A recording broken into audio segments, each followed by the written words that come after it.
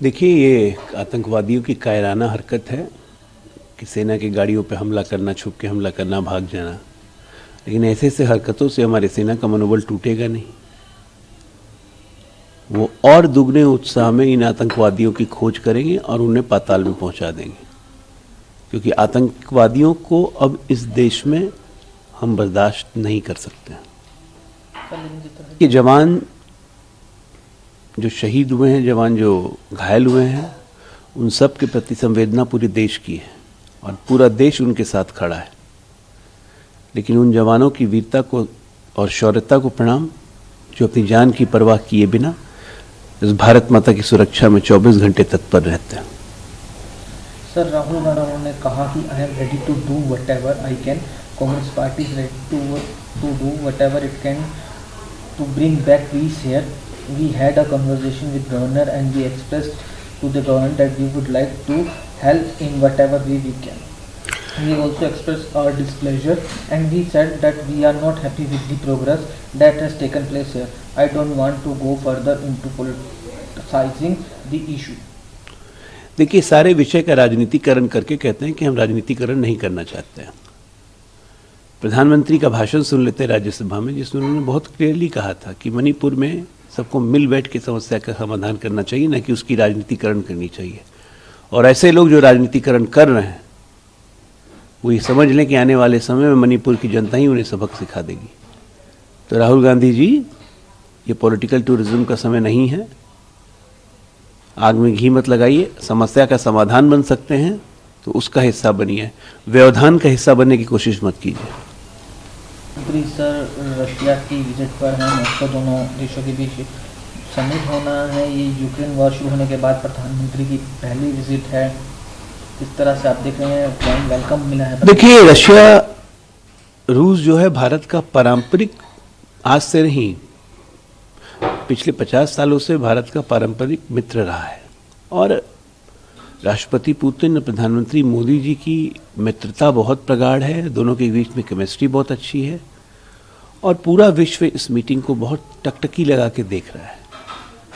और विश्व ये जानता है कि भारत अपने मित्र के साथ हमेशा खड़ा रहा है और हमेशा खड़ा रहेगा।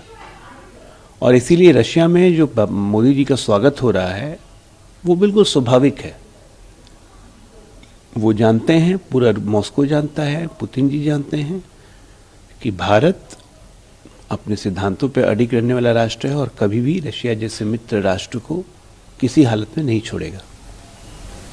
सर, सुप्रीम कोर्ट एनटीए को कहा नीट यूजी पेपर लीक मामले में डिस्क्लोजर फाइल करने को, अगली सुनवाई 11 जुलाई को। ये तो अदालत में मामला चल रहा है, एक पर एक निकल के आ रही है। केंद्र सरकार ने अपनी दलीलें रख दी हैं, एनटीए ने भी अपनी दलील रखी है। सुप्रीम कोर्ट जो न्याय संगत, तर्क संगत निर्णय जो होगा वो सुनाएगा। सर, अलक पांडे जो पेटिशन सीईओ भी हैं फिजिक्स वाला के, इनका कहना है कि the CJI bench was convinced of the fact that paper has been leaked. They want to determine that paper has been leaked to what extent. They have asked for the timeline related to when paper is prepared. देखिए, ऐसा है कि supreme court ample convinced है और supreme court capable है निर्णय लेने के लिए, निर्णय देने के लिए। मुझे नहीं लगता है कि सुप्रीम कोर्ट के निर्णय की क्षमताओं पे हमें कोई भी टिप्पणी करनी चाहिए, खासकर राजनीतिक दल को। इंतजार करते हैं सुप्रीम कोर्ट क्या फैसला करता है। सर, मुंबई बेल दे दी है शिंदे सेना लीडर राजेश शाह को BMW hit and run case में। ये न्यायालयिक मामला है, अदालत ने बेल दी है हिट एंड रन केस में। राज्य सरकार उचित समझेगी तो निश्चित तौर पर इसके खिलाफ अपील में ऊपर जाएगी। सर, कल बड़ी खबर है जहां सुप्रीम कोर्ट ने उनकी प्ली जो है वेस्ट बंगाल सरकार की रिजेक्ट कर दी है। हाई कोर्ट के ऑर्डर को डायरेक्ट करते हुए सीबीआई प्रोब इन संदेश खाली इंसिडेंट। देखिए, ये पश्चिम बंगाल सरकार के मुंह पे सुप्रीम कोर्ट का एक बहुत बड़ा तमाचा है और एक नसीहत है उनको कि कानून की राह जद में रख के सरकार चलाइए, कानून से बाहर जाकर नहीं। और पेटिशनर के लिए, एक अक्यूज के लिए राज्य सरकार को इतनी खुला पैरवी नहीं करनी चाहिए। ये साफ साफ सुप्रीम कोर्ट ने कहा है। तो ममता बनर्जी सरकार या तो सुधर जाए।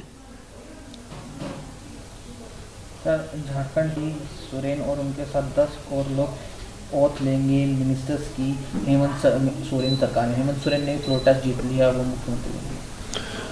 वो फ्लोर टेस्ट जीतना तो एक फॉर्मेलिटी थी, हम लोग भी जानते थे और हमें कोई शौक नहीं है उनकी सरकार को गिराने का, लेकिन ये सरकार अपने बोझ के तले खुद गिर जाएगी। और नहीं गिरेगी तो जनता इस सरकार को हटा देगी, क्योंकि भ्रष्टाचार जिस सरकार का मुद्दा बन चुका हो, मादा बन चुका हो, वैसी सरकारों को जनता टॉलरेट नहीं करती है।